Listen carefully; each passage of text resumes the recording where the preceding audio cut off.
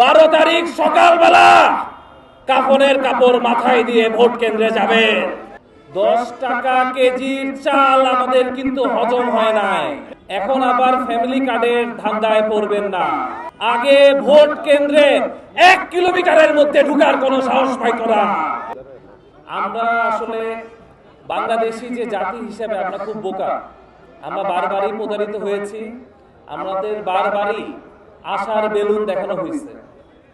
আমি সবাইকে বলতে চাই, 10 টাকা কেজির চাল আমাদের কিন্তু হজম হয় নাই। 16 বছর লাগছে হজম হইতে।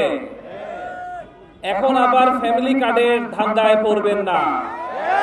পড়বেন না। দেখেন, যারা অত্যাচারিত থেকে জালিম হয়ে উঠে, এদের নিদর্শন দেখে। আগে ভোট কেন্দ্রে 1 কিলোমিটারের মধ্যে ঢুকার কোনো সাহস পাইতো না।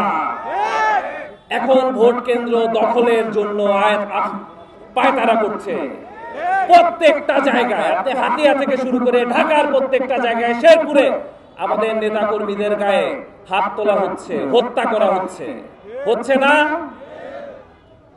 তারা আমাদের জনসমর্থন, মানুষের আশা আকাঙ্ক্ষার সাথে আমাদের মিল বন্ধন দেখে ঘাবড়ে যাচ্ছে।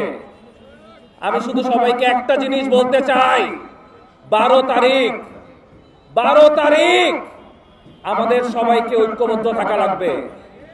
তাদের হাতে শুধু একটা টার্ম কার্ড বাকি, ভোট কেন্দ্র দখল করা। আমি সবাইকে একটা কথা বলতে চাই, আমি এর আগেও এই কথাটা বলছি, 12 তারিখ সকালবেলা কাফনের কাপড় মাথায় দিয়ে ভোট কেন্দ্রে যাবে।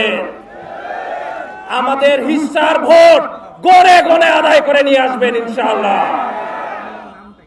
আমরা সবাইকে বলতে চাই, আপনার নীতি, নৈতিকতা, আদর্শ, এই জায়গাটাকে কখনো টাকার কাছে বিক্রি করবেন না। তাহলে আরেকজন জালিম আসবে, আরেকজন ফ্যাসিস্ট আসবে আপনাদের ঘাড়ের উপর।